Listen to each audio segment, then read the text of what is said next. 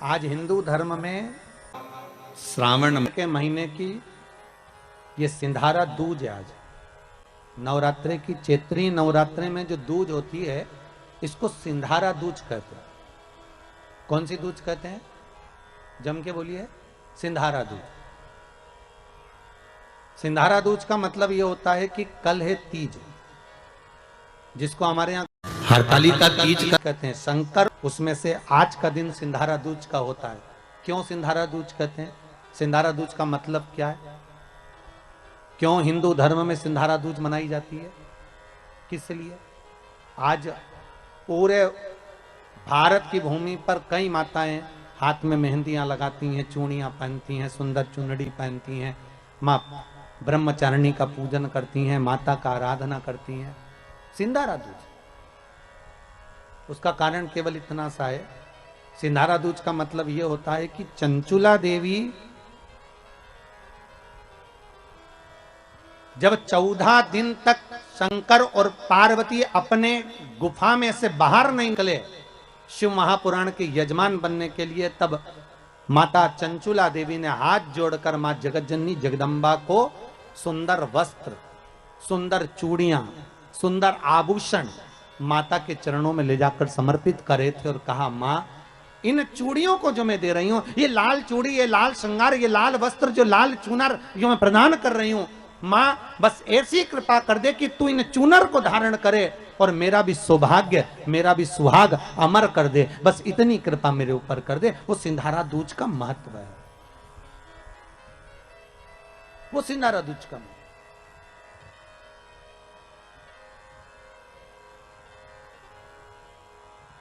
आज भारत की भूमि की सभी माताओं को सिंधारा दूज का बहुत बहुत बधाई। माता पार्वती, गणगौर महारानी, ब्रह्मचारिणी महारानी, मां जगतजननी आपके सुहाग को अखंड सौभाग्यवती बनाए, यही भगवान से प्रार्थना। जैसे चंचुला देवी ने माता पार्वती से निवेदन करा था, आप भी एक भाव से निवेदन करें। हे मां, हे दया करने, आप कृपा करें।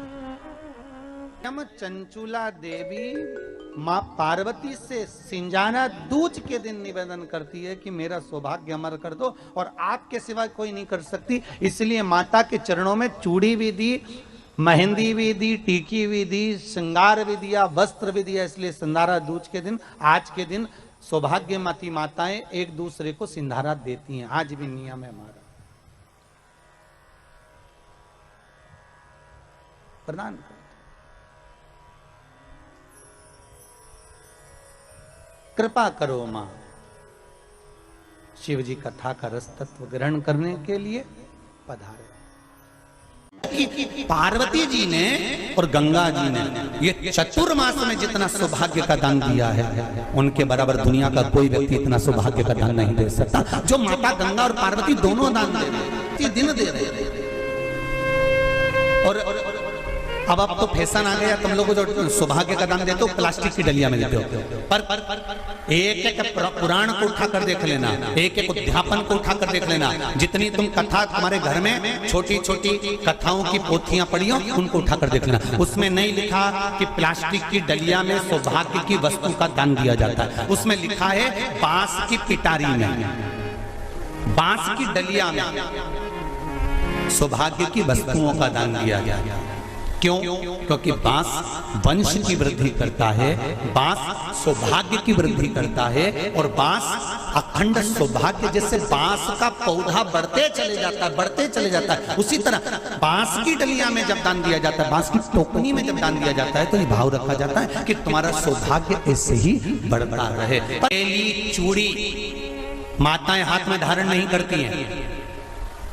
अगर भारत की भूमि की संस्कारित माताएं हैं और भारत की भूमि की सभ्यता और संस्कृति को जानती है, तो अकेली चूड़ी नहीं, जोड़े की चूड़ी पहनेगी, 2 चूड़ा डालेगी, 4 डालेगी, 12 डालेगी, पर सिंगल नहीं, अकेले पर नहीं। चूड़ी भी 2 हो, जोड़े से। हमारी माताएं, भारत की भूमि की जो माताएं हैं, ये चूड़ी भी हाथ में पहनती है तो जोड़े से पहनती है। बोलो जैसा सही है कि गलत है?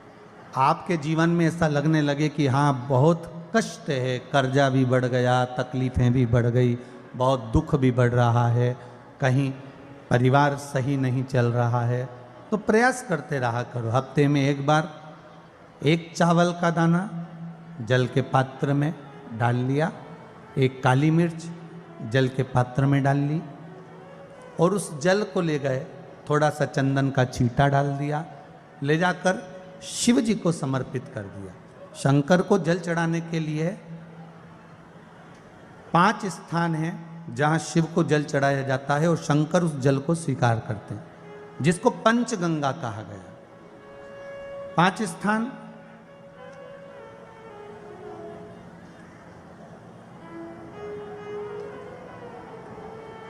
अच्छे से समझ लीजिएगा, जब भी शिव मंदिर में जाएं तो ये 5 स्थान शिव को जल चढ़ाने के लिए।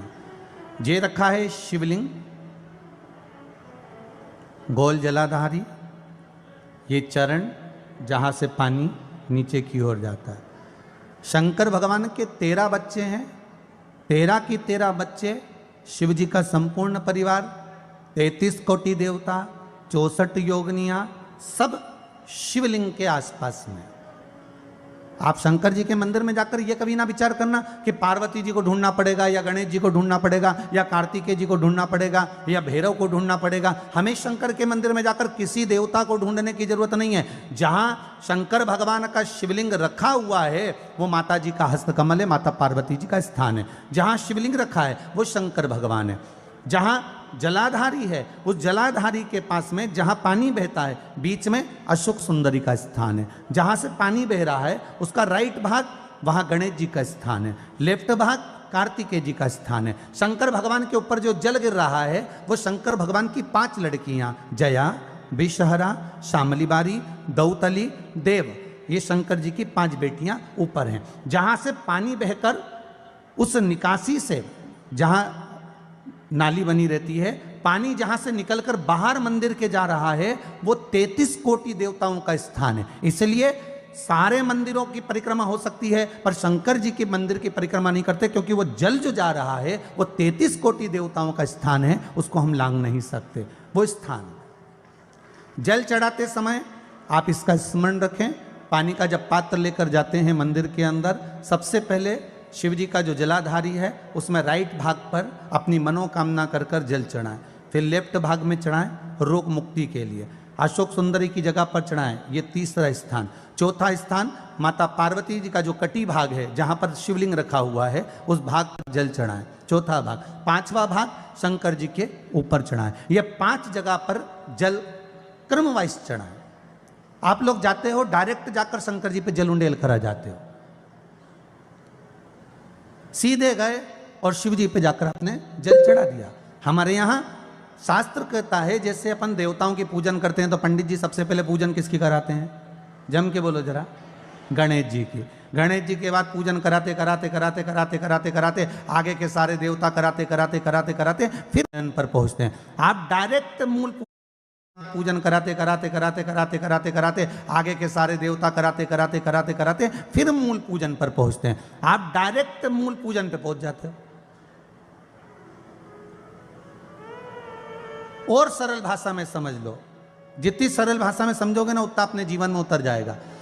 इस छत के ऊपर आपको चढ़ना है, निशानी रखी है,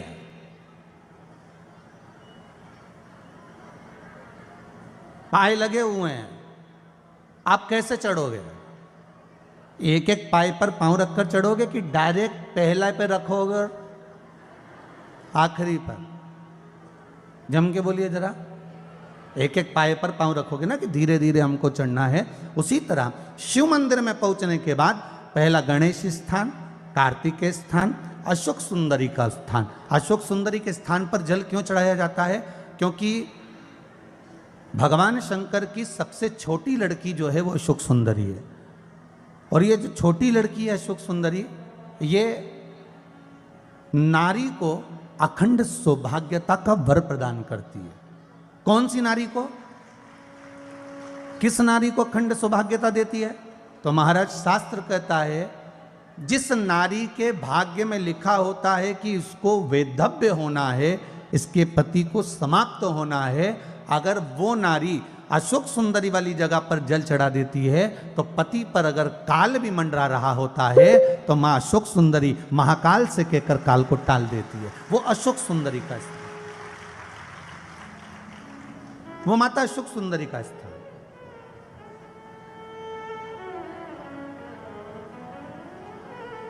जल चढ़ाने का एक नियम है। यहां जल चढ़ाया, फिर कार्तिकेय बाबा को चढ़ाया, फिर अशोक सुंदरी को चढ़ाया, फिर कटी भाग पर। ये कटी भाग बड़ा विशेष भाग है महाराज, बहुत बहुत ध्यान दीजिएगा। जिस पति और पत्नी में विवाद होकर अदालत तक बात पहुंच गई हो और तलाक तक की नौबत आ रही हो, महाराज उनको जोड़ने के लिए ये कटी भाग मूल होता है। कौन सा कटी भाग? जहां पर शिवलिंग रखा है, जहां शिवलिंग रखा है ये कटी भाग मूल होता है। कहते हैं 5 सोमवार लिंग पुराण वर्णन कर रही है।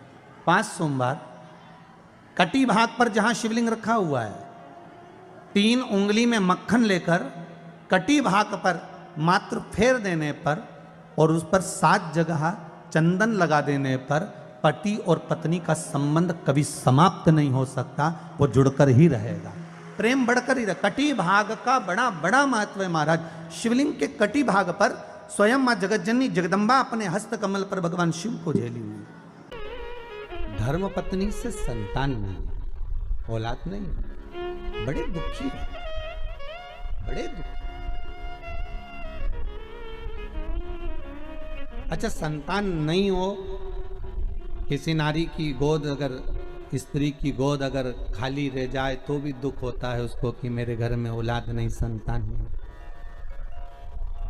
हम कई बार कहे, आज फिर कहते हैं, ये टेस्ट भी बाद में कराना, सारी जांचें बाद में कराना। एक बार शंकर का भजन कर कर देख लो।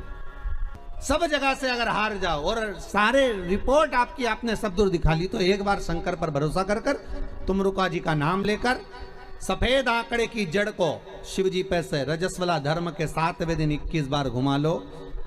नाम गोत्र बोलकर कमर में लाल धागे में बांध लो।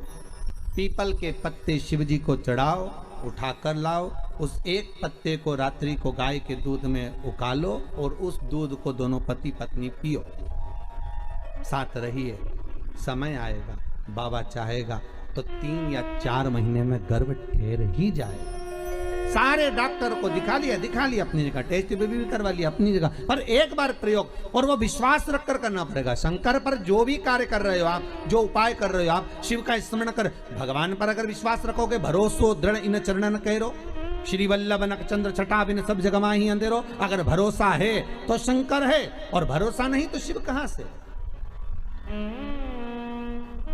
विश्वास लेकर अगर आए हो तो काम तो होगा। ये लोग काशी से आए हुए हैं, विश्वास लेकर ही तो आए होंगे कि हम जाएंगे शंकर की कथा में तो बाबा कृपा जरूर करेगा। कई लोग यहाँ पर बैठे हुए हैं जो विश्वास लेकर आए हुए हैं, दूर दूर से आए हुए हैं, केवल विश्वास लेकर कि भगवान कृपा करेगा किसी ना किसी रूप में। मुझे विश्वास है कि बाबा मेरी सुनेगा। और फिर कहता हूं, कथा में अगर आपने मन लगा लिया, भले टीवी चैनल के माध्यम से श्रवण कर रहे हो, भले मोबाइल के माध्यम से श्रवण कर रहे हो, भले पंडाल में सुन रहे हो, बाबा से अगर दिल से आपने अगर कह दिया तो 3 महीना बहुत होता है सब कामना पूरी होने के लिए। मेरा बाबा आपको कुछ ना कुछ दे ही देता है, बस आपकी रुचि के अनुसार सुख प्रदान कर ही देता है। आप उस पर विश्वास, भरोसा, भटकना नहीं है हमको, मार्ग से विचलित नहीं होना। पति मार्ग से भटकता है, किसी अन्य स्त्री के चक्कर में आ जाए या कोई अलग जगह उसकी व्यसनता, उसकी दोस्ती बढ़ती जा रही है, जुए में रमने लगा है, गलत कर्म में जाने लगा है, उस पति को सही मार्ग पर लाने के लिए ताने नहीं दिए जाते, गाली नहीं दी जाती, झगड़ा नहीं करना चाहिए। एक काम करना चाहिए, जहां पर शिव पंचायत बैठी है, सूर्य नारायण, भगवान विष्णु, जगदम्बा, भोलेनाथ, ये शिव पंचायत के अंतर्गत, गणेश जी ये पंचायत के अंतर्गत ये आते हैं शिव पंचायत में। तो शास्त्र कहता है जिस मंदिर में शिव पंचायत बैठी हो उस मंदिर में देवी जी के सामने एक पान के पत्ते पर अपनी कामना कर कर पति जिस नारी या किसी के चक्कर में फंसा हो उसका नाम लेकर, पति का नाम लेकर एक पान के पत्ते में देवी के सामने माखन रख दो, दूसरा पत्ता मंदिर के पीछे उसमें भी माखन रख दो। महाराज कुछ बोलना नहीं है, चालना नहीं है, पति को यहां जरूर कामना करना शिव पंचायत, और पंचायत में जाकर, जगत की पंचायत में पंचायती नहीं करना, शिव पंचायत में पहुंचकर अपनी बात पंचों के सामने रख देना। बस 3 महीना इंतजार करना। ऐसी फूट पड़ती है, ऐसी फूट पड़ती है कि वो एक दूसरे का मुंडा ही नहीं देखे बापड़ा, और वो सामने आए नहीं, वो चप्पल लेके दौड़े, और वो कुछ बोले तो वो गाड़ी लेके धुने। बस अपने चाहिए ही क्या, अरे बोलो तो सही है, बस बात खत्म। वो उधर झगड़ा करे, इन्हें प्रेम बढ़े। अब कई माताएं कहती है गुरुजी हमने तो देवी जी के मंदिर, अरे देवी जी के मंदिर, शिव पंचायत में अपनी बात पंचों के सामने पहुंचना चाहिए। पंचों के सामने पहुंचेगी तब तो काम होगा। अब तुम तो सोचो अपने घर में ही कर लो, और सारे उपाय घर में कर लिए, और सोचे कि काम ही नहीं हो रही, हमने तो करा, हमारा तो काम ही। तो हमने पूछा कहाँ करा, तो कि घर में ही करा। तो घर में कोई हो, घर में तुम्हारी पंचायत खत्म नहीं हो, तुम्हारी शिव पंचायत कहां से? शिव पंचायत में जाकर के। और जब आप शिव पंचायत के अंतर्गत, महाराज शिव पंचायत के मंदिर बहुत कम होते हैं, पर अपने हृदय की बात रखने के लिए शिव पंचायत में बात कहना जरूरी है।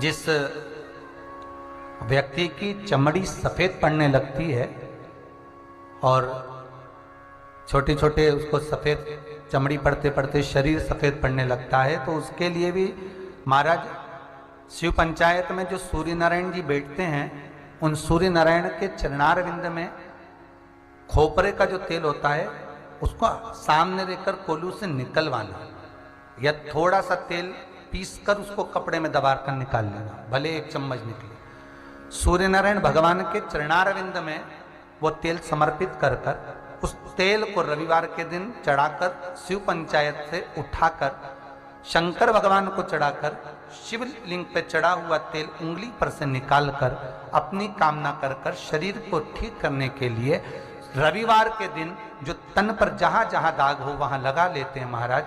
तो 15 से 20 दिन में वो दाग अपने शरीर के असली कलर में आना प्रारंभ हो जाता, पर शिव पंचायत में ही होता है